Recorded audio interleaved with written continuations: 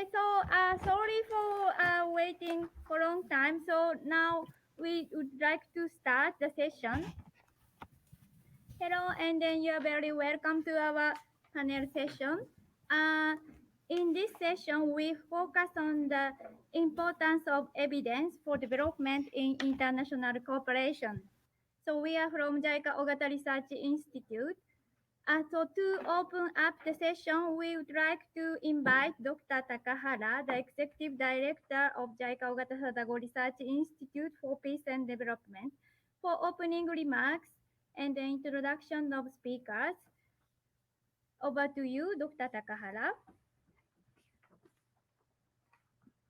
Hello, everybody. Good morning, good evening, good afternoon. Welcome to our session. As a development actor, JICA, the Japan International Cooperation Agency, believes in the importance of evidence-based development and considers evidence crucial from 2 points of view. One, it is crucial in accurately understanding the current situation of developing countries with evidence, and two, in verifying the effectiveness of development projects at local levels, in other words, in impact evaluation. Moreover, it is essential not only in understanding the project's effectiveness, but also in utilizing the results to provide feedback to the projects and improve the approaches. Yes, the world is at a turning point and because of the worldwide spread of COVID-19. In addition, with the recent advancement of digitalization, we are living in an age of rapid change where conventional wisdom is no longer applicable, I'm afraid. In addition, given the global movements towards carbon neutrality and response to climate change, the world will face an even greater turning point in the medium to long term. In such a situation, evidence becomes even more important. So, with this background, this session consists of three presentations by research fellows of the JICA Ogata Research Institute, two comments by professionals in development, and a discussion on the importance of evidence for development. First, we are going to hear from Mr. Shimpei Taguchi. He will talk about the importance of impact evaluations with results from the study we conducted in rural Zambia. He has already submitted several papers to journals on this project. Next, we are also going to hear from Mr. Tomoyoshi Suzuki. His research fields are urban development, transportation, real estate development, and procurement. Our third speaker is Dr. Lisette Robles. She conducts research on human security and the practices of empowerment in East Asia. For feedback and comment on the presentations, we invite a discussant and a commentator. I am very pleased to introduce Ms. Akua Arthur-Kissi and Dr. Hiroshi Sato. Ms. Akua Arthur-Kissi is the Senior Evaluation Officer of the African Development Bank. Thank you very much for joining today. She is a project programs management expert and evaluator with a background in knowledge and capacity development. And last but not least, Dr. Hiroshi Sato is the Chief Senior Researcher of the Research Operations Department, Institute of Developing Economies, Japan External Trade Organization. As you all know, he is a leading academic researcher in development sociology. I hope all of you will enjoy today's session.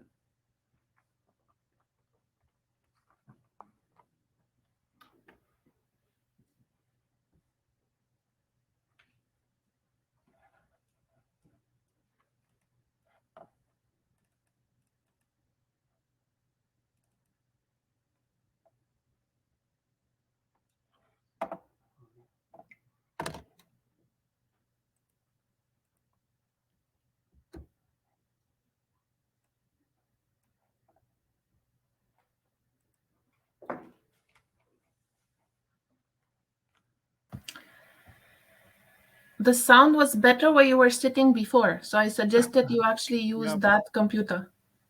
Yeah, but I was told to come here, so okay. let's see. Okay.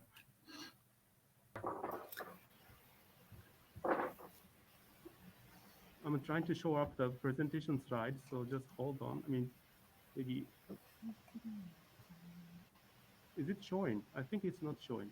Not yet.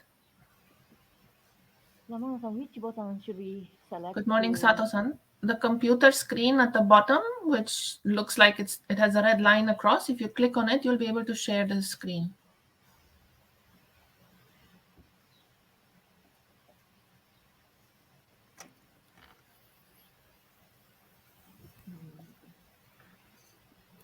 Can you hear me?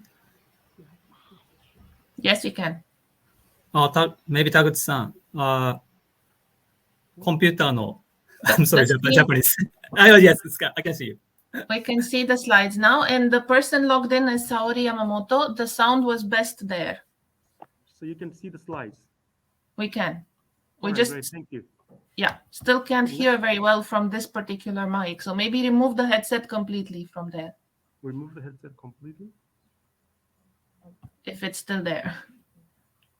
We are not using a headset anymore. Ah, okay. Sure. Can I just All right. start? Yes, please. All right, great. Thank you. Thank you very much for the introduction. And my name is Shimpei Taguchi, research fellow at JICA-RI Research Institute. I know I only have the 10 minutes, so at the end, I will be rushed by the time as always. So I'll just quickly start my presentation. The purpose of my presentation is to explain about the importance of impact evaluation by showing the case where a predetermined assumption does not hold.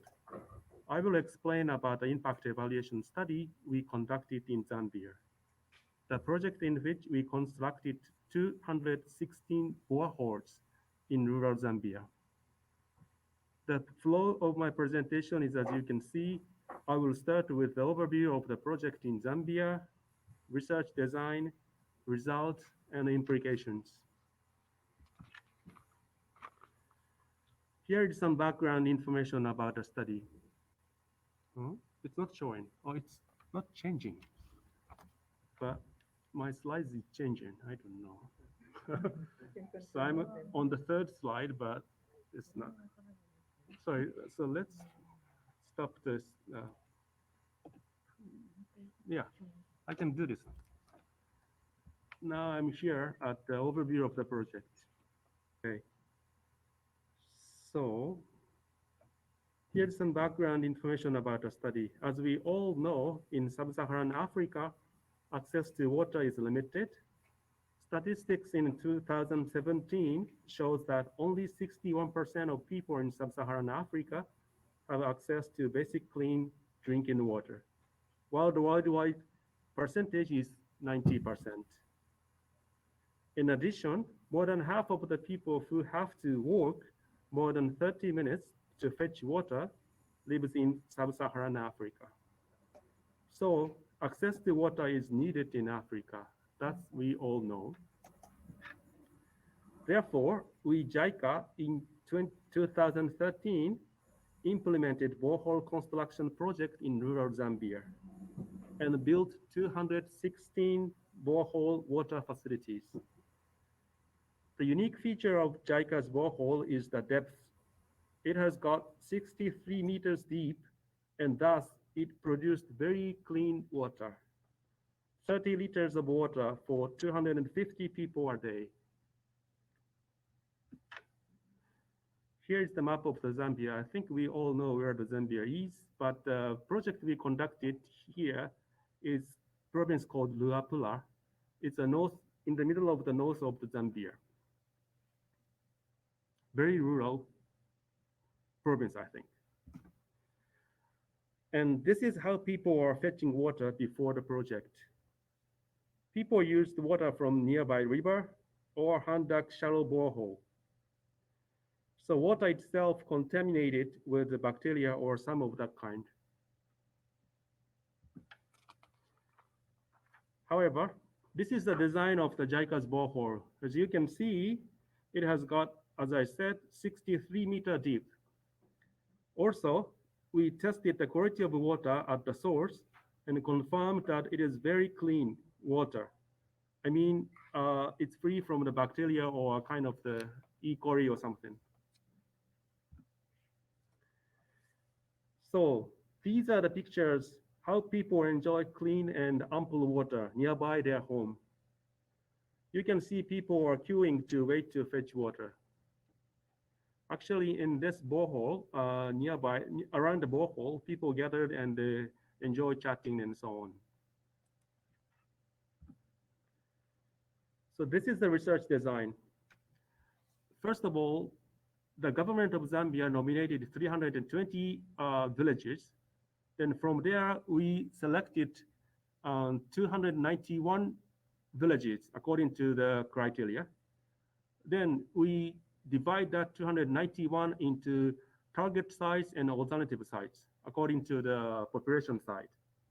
Then we then randomly selected 50 villages from a target site and 44 villages from the alternative sites. Thereafter, we took the baseline survey, and then we went for the drilling to make a borehole. But for some reasons, the drilling was not successful because of the underground conditions and so on. Then once we failed, or twice we failed at the target site, that village was converted into the control site. And instead, we chose one of the site from the alternative site into the project site. So there was a kind of 27 villages were converted into the target site, and 13 were converted into the control site. So this mixture is a kind of, we can call it a quasi-experimental design because the failure of the drilling was not expected. Then at the end, we had 434 treatment households and 202 control households. So the analysis we conducted is the difference approach. And here are some of the outcomes we measured. Incident of diarrhea symptoms, school attendance, time allocation in a day, and hygiene practice, which is hand washing behavior. We also explored heterogeneity such as gender, education, and hygiene knowledge. By building the borehole water facility, which produce clean and safe water, this is the result. We confirmed significant reduction of the incidence of diarrhea, but there was no positive effect on school attendance. Rather, negative effect on the school attendance of girls. Also, significant increase of the time spent on water-related household chores, including fetching water. So combining these, what does it mean? Implications. We initially thought that once we created boreholes, girls' burden of fetching water decreased, and those girls go for schools. However, evidence showed vice versa. In fact, girls opted for more water rather than schooling, and there was a negative impact on girls' schooling. This was a surprising finding for us. Here are some of the other outcomes. We measured several other outcomes. One of them is a hand hygiene practice, hand washing. There was no difference in terms of the average treatment effect on hand washing practice, but we found that those who had knowledge about hygiene can increase hand washing practice with the supply of boreholes nearby. This implies that water supply itself was not sufficient to improve hygiene practice, and it must accompany with proper knowledge and delivery. So actually, this is the last slide of my presentation. To sum up, as I illustrated, using the example of the impact study in Zambia, it is very important to see what kind of impacts made by our development projects. Especially when we think to expand project for scale, we need to know both positive and negative impact that project will bring about. By conducting proper study, I believe we can provide sufficient scientific evidence on how to make improvements to reduce negative outcomes and also enhance the positive impacts. That's why we thought that impact evaluation is very important. Thank you very much.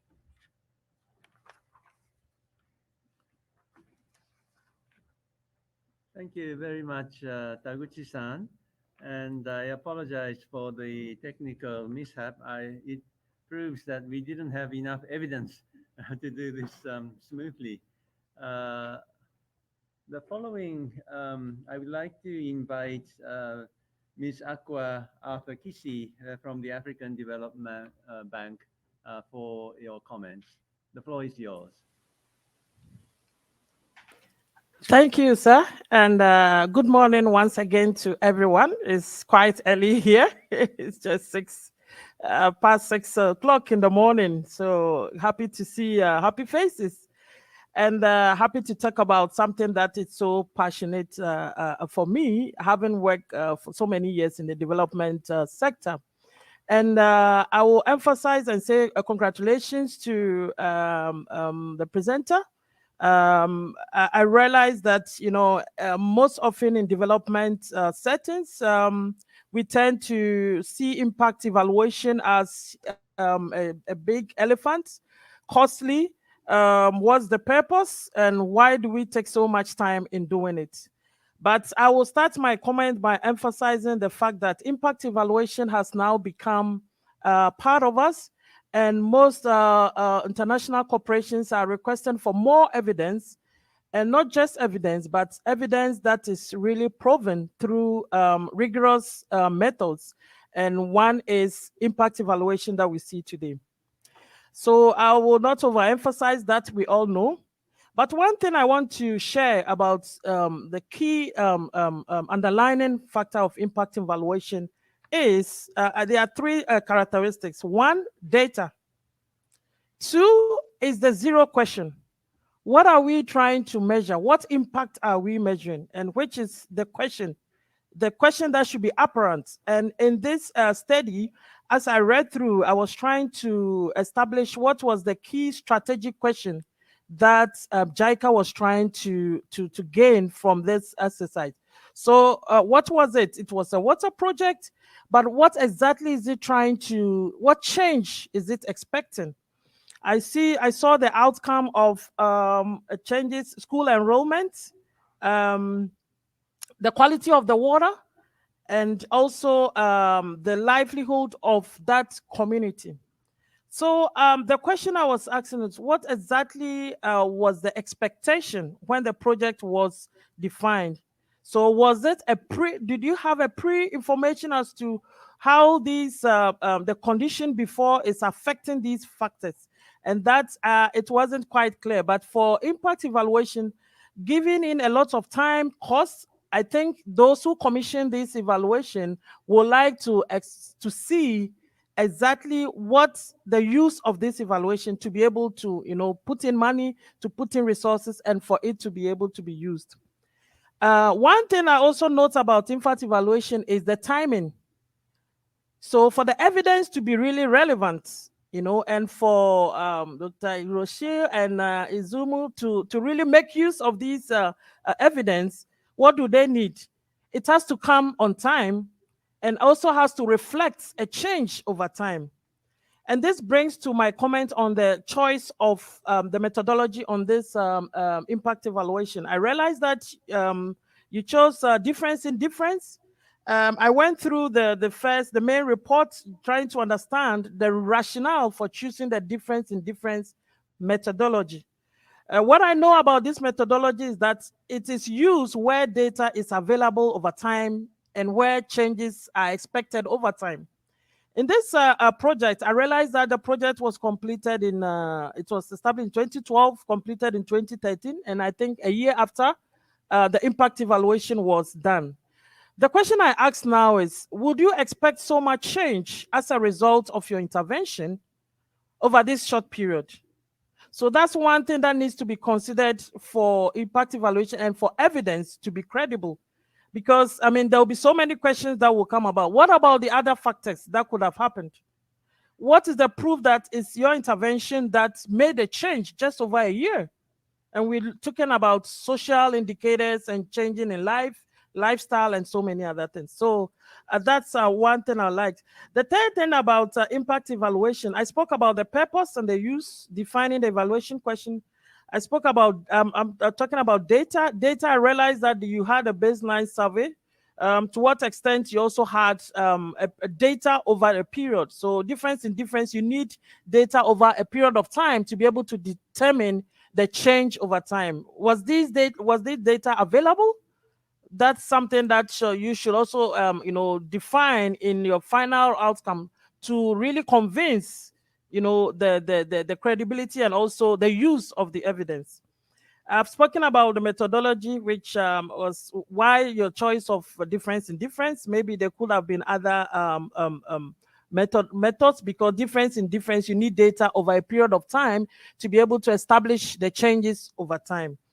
I will skip also and come over to the use of evidence, which for me is very core to my heart, because as I mentioned, you spent time, you spent energy, you spent resources of JICA to perform this evaluation. And one thing that will really the commissioner of the evaluation would like to see is what information they did bring about for him to make some critical decisions. So we know that impact evaluation helps us, and evidences helps us to make decision about whether the project worked or not. That's the core. Whether we should invest more, whether this project can be replicated in a similar setting, in the same conditions. So the question is, was this evidence provided be able to answer such a question? To, if I am the one who commissioned the evaluation, or I am the one that has the money to provide more funding. So these are things that will make evidences that we provide in rigorous evaluation, such as impact evaluation, that will be made more worthwhile. I have come across several impact evaluations that were done, a lot of money, a lot of effort, good evidence, but the evidence didn't really matter. Why? Because it came at a time when they had moved on, when the policy manager had already moved on, when new initiatives had already come. So the question is, what was the value addition? So these are things that it's important when we are trying to produce evidence. And as we know, it requires a lot of resources, a lot of money. I have only 5 minutes, so I will end here in my conclusion, where I put across certain questions. And so the first question was the evidence for this impact evaluation helpful to make some decisions? What were the decisions to be made? Refunding, replicating projects, informing a new project design, or establishing just an accountability of what the monies were used. The other question was the evidence really used by the relevant stakeholders? Who were your stakeholders for this impact evaluation? Of course, the commissioner is the key stakeholder. You have your policy makers, your board. Was it helpful for them? Was the information package enough for them to use it in decision making? I will end here by throwing the last question as to what do you think will really make this evidence provided? Which other way could we have made this impact evaluation provide enough evidence for us to make a decision? And they did answer the question that we really wanted to know. So these are the few points or comments I would like to add, but I will congratulate the researchers. I know the time that went into it, the requirements and everything, and I think they did a good job of also trying to establish the control groupings where it wasn't part of the initial design, as I read. So it had to be created, and that requires a lot of iterations and a lot of things. I will end here, ladies and gentlemen, since there's not much time, and leave the board for further discussions. Thank you very much. Thank you very much, Akua-san, for the wonderful comments. I could see many heads nodding as we were listening to you. Now let me move on to the second presentation. That is by Mr. Tomoyoshi Suzuki. He will tell us about his project on urban transportation infrastructure. Suzuki-san, the floor is yours. Thank you, Dr. Takahara. Can you hear my voice and can you my slide? Can you see my slide? I can see your slides. Thank you very much. So I'll start my presentation. My name is Suzuki. I'm a research fellow at JICA-RI Research Institute. My presentation topic is a research on the spillover effect of urban transportation infrastructure. And also I will explain why the evidence is important in the context of this research. So let me explain the background of the research. Recently, due to the rapid urbanization and cities in developing countries and the needs for the urban public transportation development becomes higher and higher. So this is an example, the proposed priority transport project discussed and proposed in the urban transportation master plan in Lahore, Pakistan. And you can see that the cost for the priority project is very huge, about 7,000 million US dollar. And also this is only for the construction cost. After the transportation will be opened, operational cost will be added. So finance is one of the greatest challenge of urban transport. And sometimes the proposed project in the master plan cannot be realized due to the financial problem. These are the conventional financial source and revenues. First group is a kind of external fund like government fund, ODA loan, and PPP something. A second group is the finance generated by the transportation project itself, fair revenue or non-fair revenue, and also something. And in developing countries, PPP is said to be the key to solve the finance problem. But in PPP, private investors pursue higher rate of return of their infrastructure investment. In contrast, transport users demand lower fees. So there is a potential conflict of interest. So maybe PPP is not solve all the problem. So in this regard, we focus on the new financial method with this spillover effect as additional option. And we combine this new innovative financial method with a conventional financial method. It could be contribute to solve the financial problem to some extent. This is a concept of the spillover effect of urban transport. Once urban transport has been developed, the near area along transport, we call it affected region, private investment and property development will be occurred. And as a result, there is an increase on the property tax revenue or the increase on property values. We call it the spillover effect of urban transport. But these spillover effects usually go to the general budget account of the government. And so this spillover effect cannot be utilized for the transport project. So it is important to measure this spillover effect precisely and use for urban transport. 鈴木さん、 And, はい。スライドが動いてません。 Oh, sorry. Wait a moment.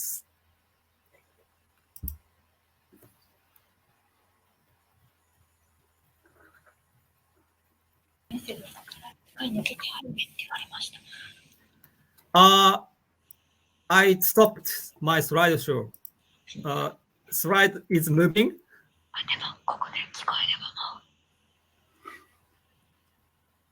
Oh, Can't see the slides now. oh really? You Oh, start sorry. again? Okay.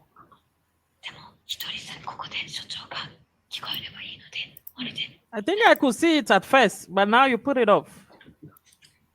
Oh, you can see my slide. Yes. Yeah, it's Oh, okay. yes. And moving. Sorry. Moving. Yes, Moving yes, now. good. Good. Yes. Good. I'm sorry. It is first time to use hopping. It is very difficult for me. And so I continue my presentation. And so this spillover effect expected to to continue even after the opening urban transport, especially when the urban development around urban transport will be successful. This spillover effect will be more increased. So this is financial scheme will boost financial sustainability of urban transport project. So how do we measure this spillover effect? We employ the difference method, and this is the one of the major impact evaluation analysis, and also which is typically used in the infrastructure project. So we set a treatment group as the affected area of the urban transport, and also the we set control group is non-affected region or far away from the transport. And also we set outcome as the property tax or property values. It depends on the availability of data. So I will explain the one case study of Medellin, Colombia. Medellin is the second largest city in Colombia, and the transportation system of Medellin has a combination of three transportation types, including the metro and LRT, light railway transit, and also cable car. And thanks to the cooperation of the Medellin city government, we can use the cadastral value along the transport data. Cadastral value means public-private value data according to very detailed geographical settings. The result shows that the metro is accountable for the 2.9% increase on the property values. LRT also is account for 2.7% increase of land values. And finally, the cable car is account for the 1.9% increase on the property values, a little bit smaller than the LRT or metro. So I explained the evidence. It means how much the transport could contribute to land increase along with the transport.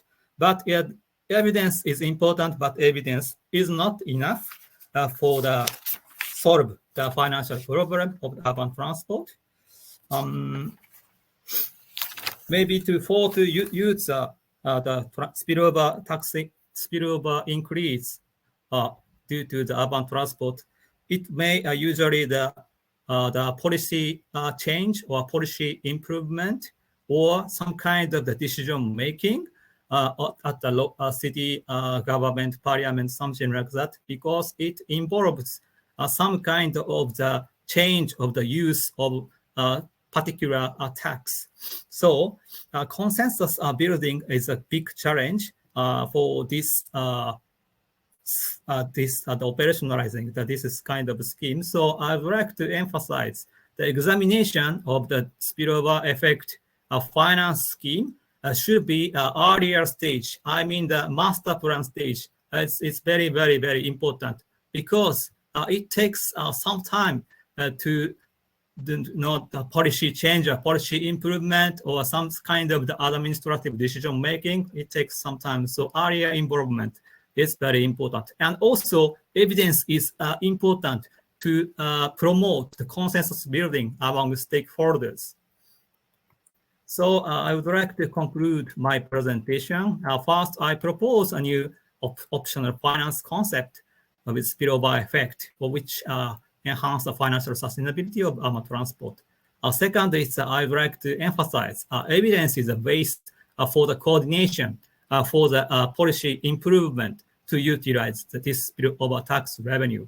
Once again, evidence is important not only to understand the current impact more precisely, but also evidence plays a role to the coordinate for the policy improvement. That is my presentation. Thank you for your attention.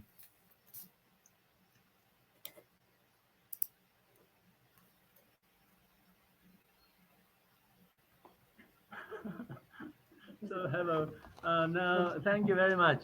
Since we are running out of time, we will quickly move on to Dr. Robles' presentation. Go ahead.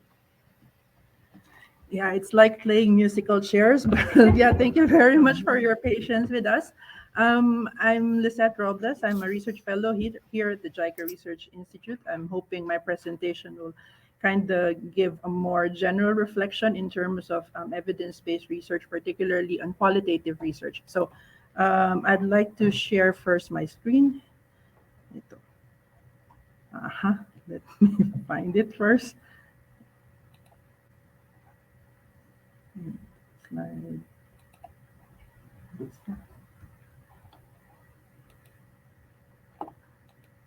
Okay, there it is. I hope you can see it from, okay. So yeah, like I mentioned, today my presentation will be based from our current human security and practices of empowerment research project. More specifically, I'll be discussing about researching human security. And I guess for most of us here, because this is more on about development studies, I think that we can also try to reflect on some parallels that we can see on studying human security as well as development studies. So for my presentation, it has, yeah, if you can see it, four key parts. First one, I'll try to describe to you or discuss briefly why it's important to actually research on human security, and follow it with the importance or the features specifically for qualitative approaches in terms of doing human security research.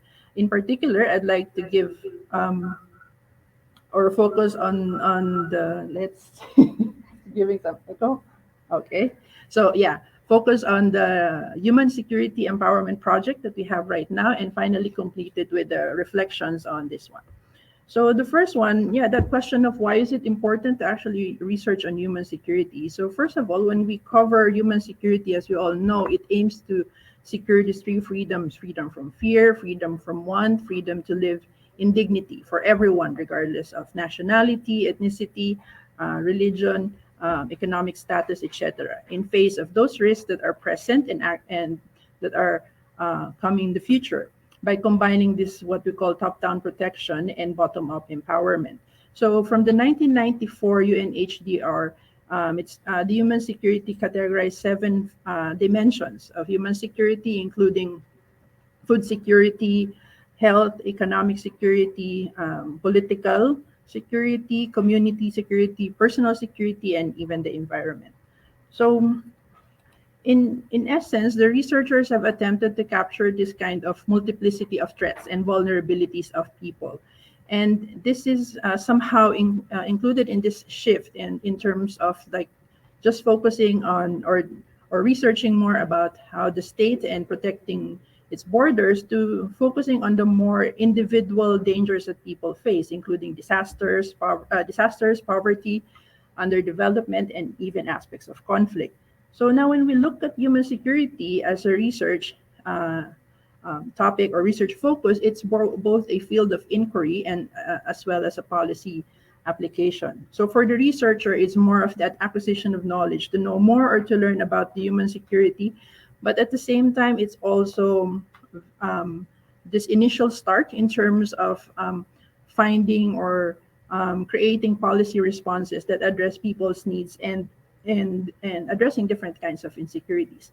And in that sense, human security research must be done through this application of very suitable investigative tools. And when we talk about this kind of tools, we easily associate this with these two silos of kinds of approaches or methods, a quantitative and qualitative one. And oftentimes they're put into different categories that are quite separate or unique. But in reality, it should be viewed as not as polar opposites or dichotomies, but instead more or less a spectrum or a continuum in terms of conducting research. Now, for human security research, of course, there have been this kind of studies that are more lined or aligned into quantitative, the use of quantitative methods.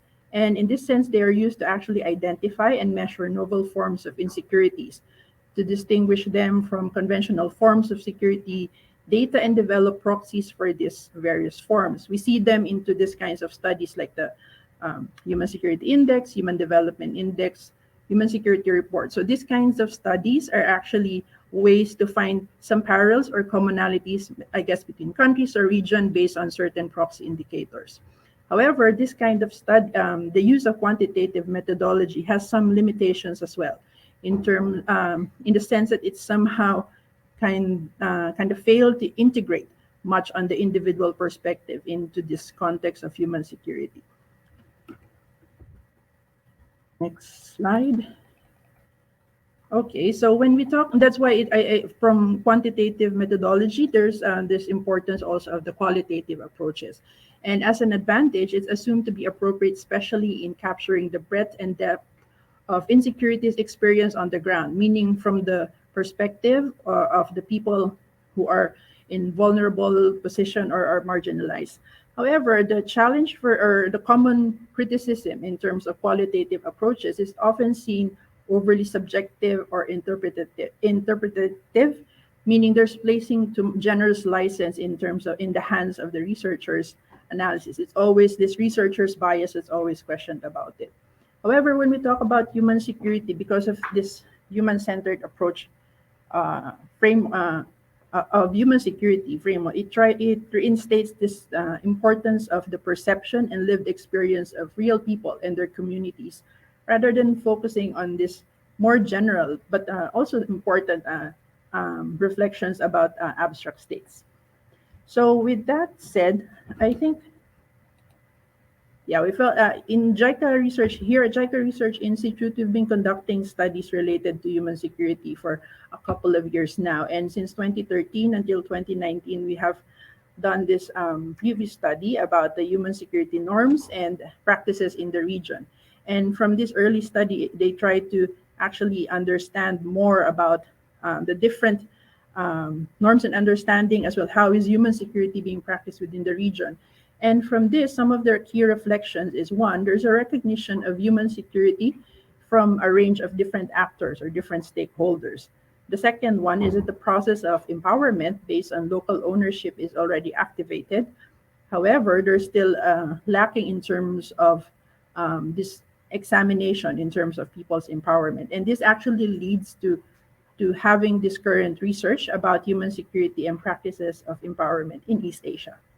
Now, having to do this study during a time of a pandemic, it's something that we thought it's very important to actually integrate, perhaps as a time marker or as one of the security threats that vulnerable people are actually facing. And these are included or contextualized in our research questions.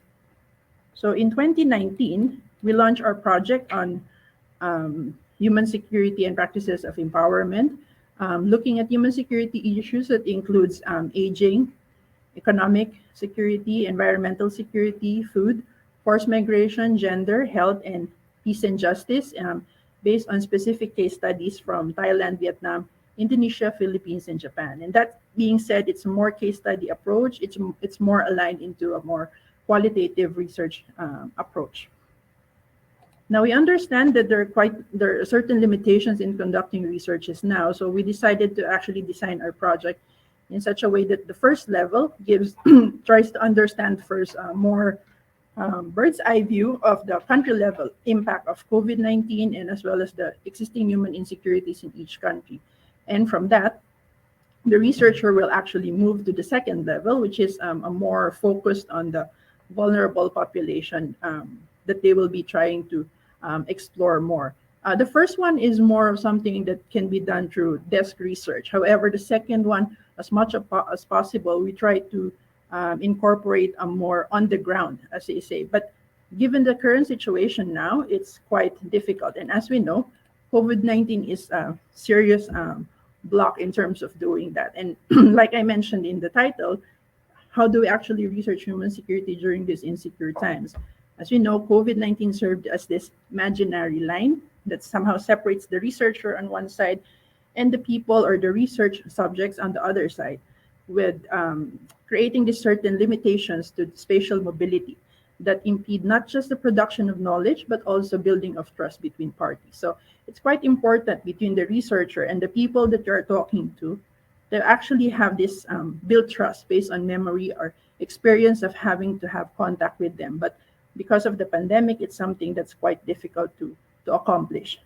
However, it's not really that impossible.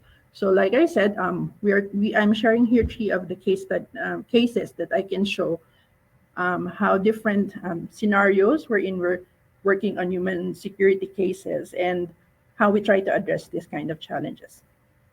So the first one is when the researcher is actually outside of the country and the research site is currently in heavy lockdown.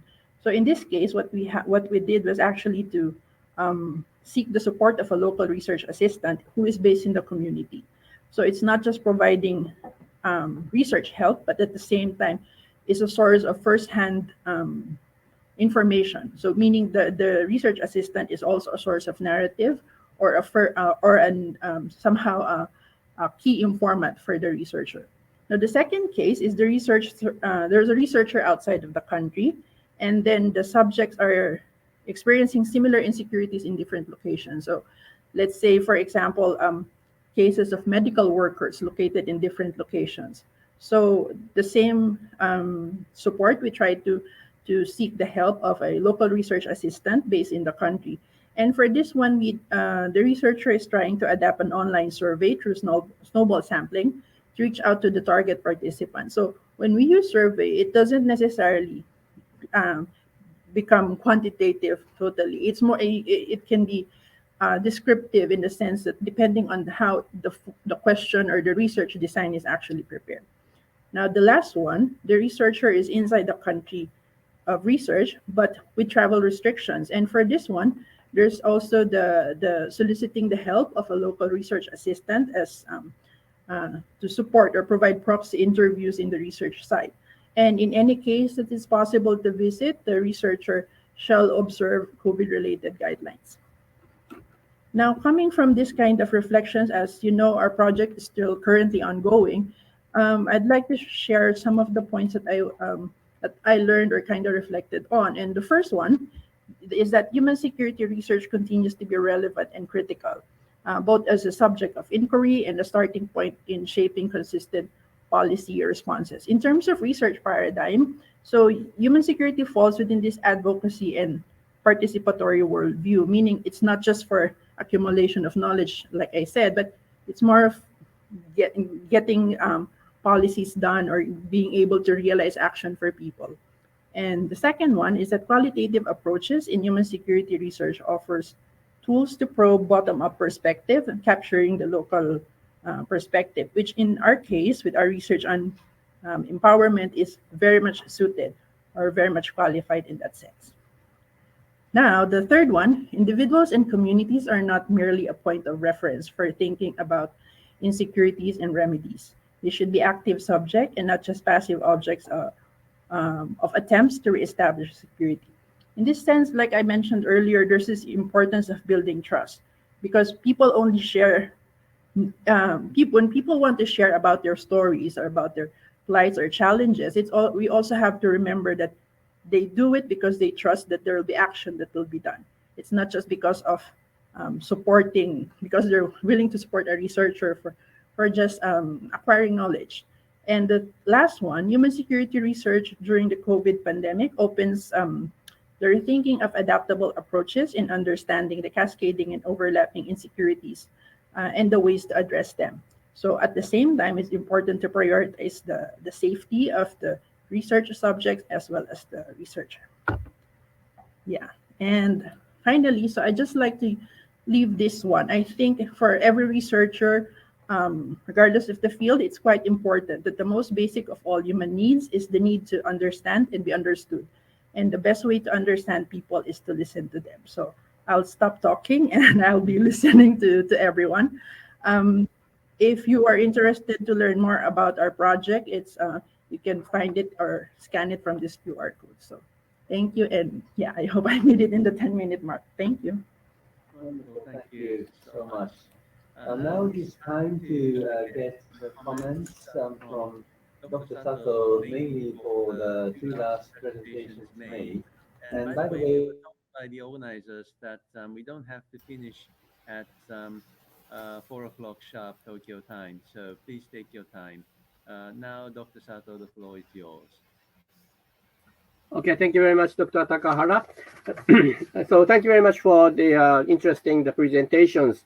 And I am the sociologist, and I don't expect me from the commenting on the technical the matters. So, and I think that everybody knows about my position, that I don't like the evidence-based.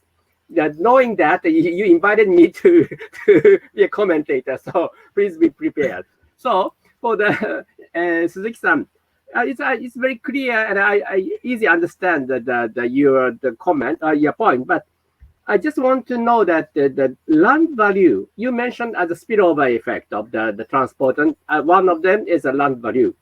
So I just want two questions. One is there any other the spillover effect than land value? Second, if the land value up, I think still it may occur next spillover effect. For example, poor people will be kicked out from their area. So that also changed the total the demography of the city. And it's also changed the total precondition of transport. So how do you think about that, the spillover effect of spillover effect? That is my question.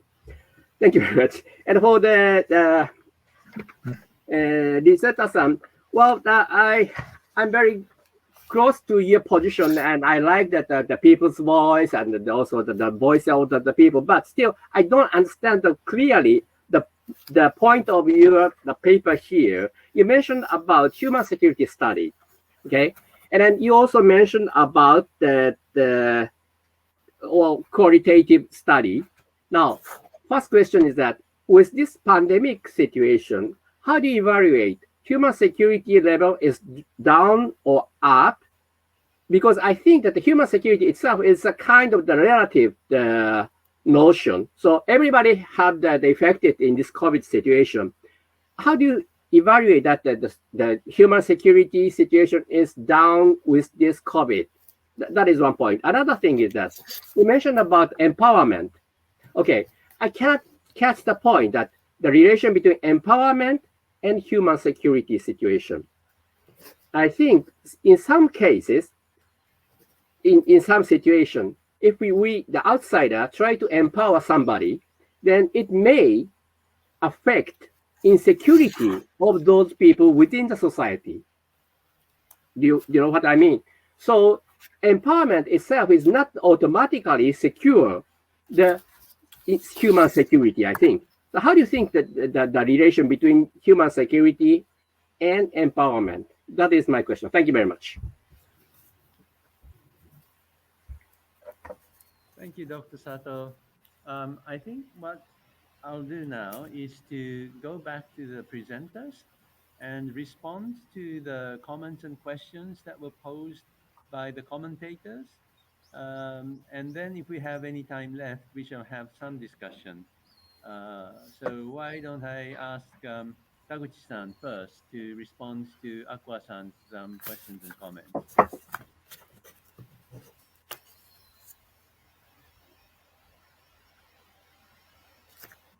We can't hear you. Taguchi-san, you're mute. Hello, can you hear me? Yes.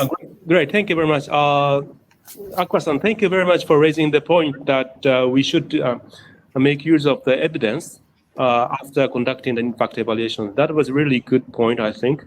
And then we, JICA, we shared that the result of the impact evaluation within JICA, and then we try to make it share with other donors and so. And then we try to make it kind of the arrangement within for the operation with the use of that evidence of the impact evaluation. But unfortunately, we haven't yet come to that far to make a kind of the impact the decision based on the impact evaluation. So but we are still trying to share the result and then make some actions according to the result of the impact evaluations. Thank you. Next, we'll move on to Suzuki-san. Yes. Thank you for your question, Dr. Sato. I would like to reply very briefly. For the first question, yes, I focused this time on land value or maybe property tax or something like that, property data. But in the economic theory, this kind of spillover effect will be emerged, for example, GDP or something, some other economic indicator. But I used the land value due to the methodological limitation because of the DID method. We have to divide control group and treatment group, something like that. But GDP a little bit aggregate data, so it is difficult to divide some kind like that. So this is my answer for my first question. And for second question is a very important question, and thank you for your question. Yes, I think there is a negative spillover effect of spillover effect. We call it the gentrification effect, but it's a very, very frontier area of the transportation study, and nobody understands. Nobody does not yet that shows evidence or results. So I would like to try incorporate in the future. Thank you very much. Okay, finally, Robles-san, dozo.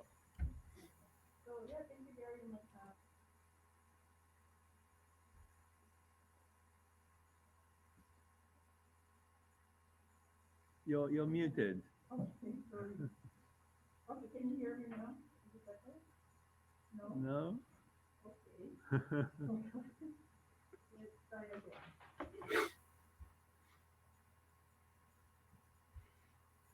Hello? Is it better? Can you hear me? No, perhaps. Okay. Maybe you can.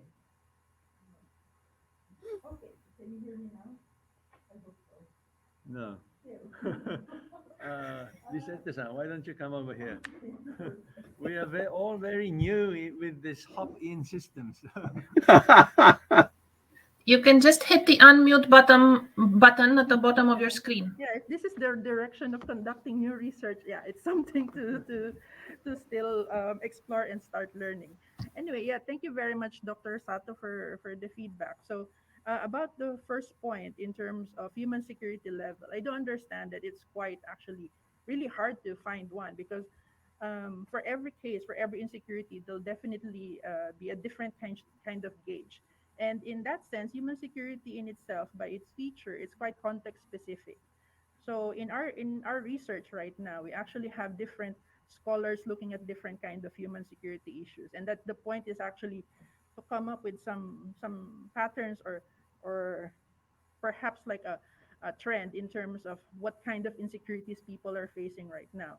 And at the same time, in terms of understanding this connection between human security and empowerment, it's basically from this notion that human security is operationalized in terms of this combination of top-down protection coming from the state, etc., and then bottom-up empowerment, which is from the ground up. But I do understand your point that in some situations, the presence of an external group would actually somehow encroach this kind of empowerment.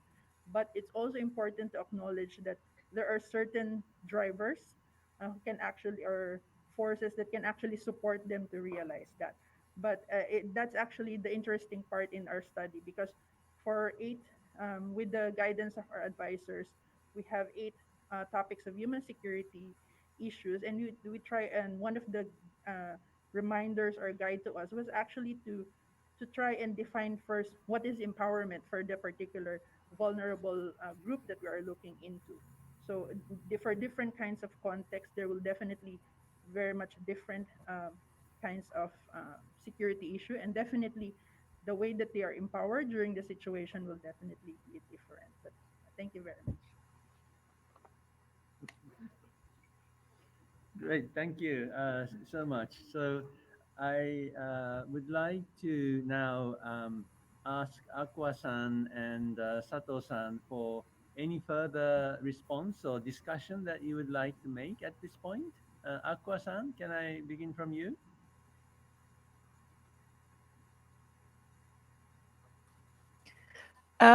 Yes, I mean, I shared on the question and answer sheet in terms of whether Saori could explain further the rationale for selecting the difference in difference methodology.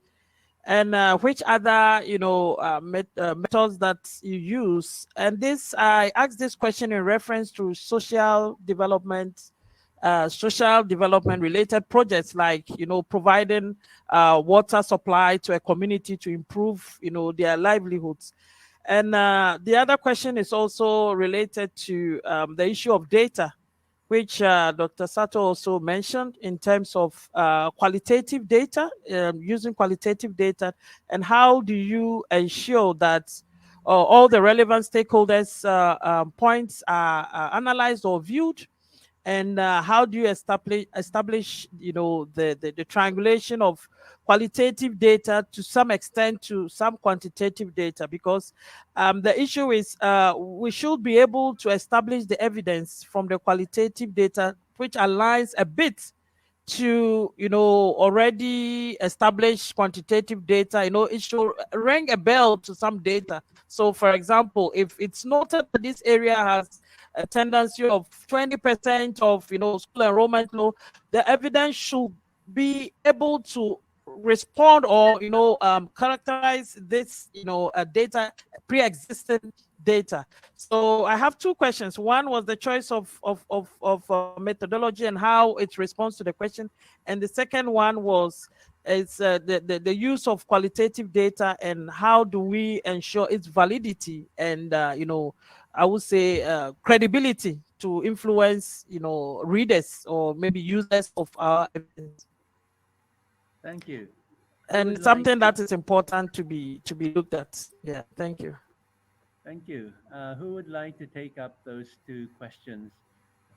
Perhaps we don't have time to discuss everything, but especially Akua-san's second question on how we can make good use of qualitative data in combination with quantitative data, I think is a very important one. Anybody? Shall we start from Taguchi-san? Would you like to take a Great. shot at Thank you very much. I just would like to quickly make a comment on the first question, first of all, about the methodologies of the difference in difference. Because we had the 2 points in time period, baseline and the end line, but then a control and treatment group. That's why we use the difference in difference method. Oh, still, you can't hear me?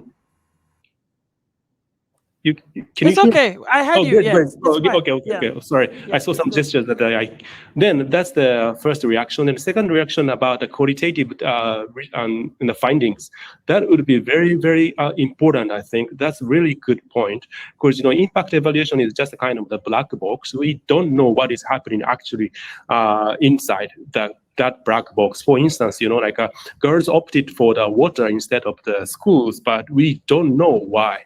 So we have to ask girls why they went for the water. So that's really great point, and I think the qualitative interviews or the survey must complement the quantitative data impact evaluations. Both goes tandem. Exactly. Thank you very much, Akua-san. Okay. Thank you. Anybody else? Perhaps Dr. Sato, would you like to make a comment? Thank you very much. Briefly, I just want to ask that JICA Research Institute, maybe Dr. Takahara, that the next step of this study.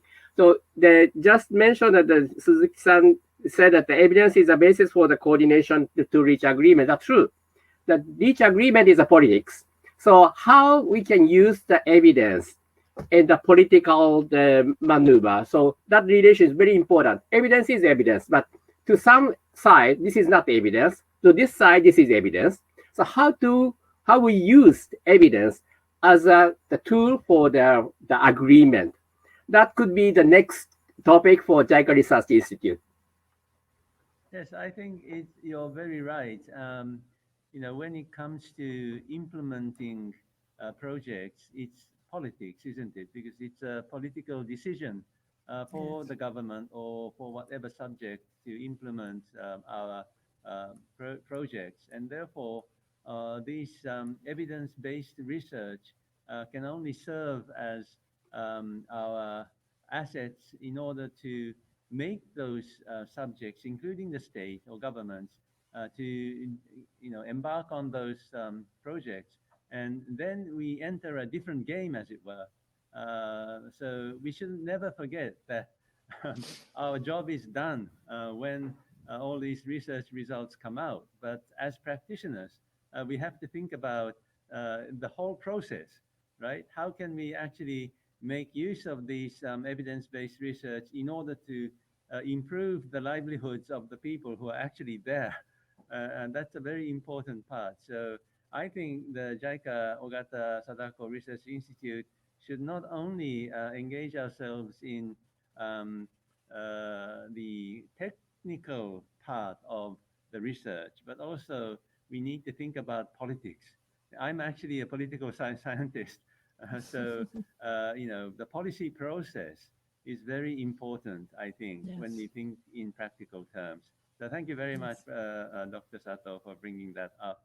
And qualitative data, I think, is very helpful there because by quantitative data, we come to understand the project results more accurately, more in detail. We come to realize that there are unexpected results that we had not thought about before. So to comprehend the project is the quantitative data are very important, and also the quantitative data makes us accountable, enhances the accountability that we have when we implement these projects or when we prepare these projects. But that's not the end of the story. And I think Dr. Sato's point is a very important one, that we have to think beyond that if we really wanted to make things happen in this world. Right? Thank you very much. I think we are running out of time, but if we can go for another 5 minutes until 1:15. Another question I'd like to ask perhaps to all of you is what kind of projects should we take up in implementing these kinds of evidence-based research? Because to gather evidence, we need to pay a big amount of cost. It's a very costly thing. So I think we have to make selections and there, what are your suggestions?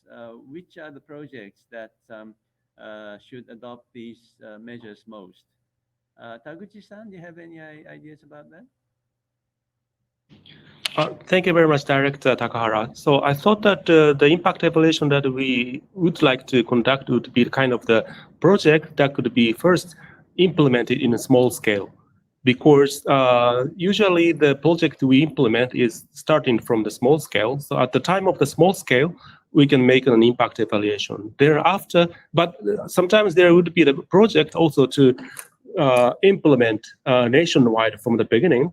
That kind of project, we can't do the impact evaluations, but for the small scale project, I think we can do it. Thank you.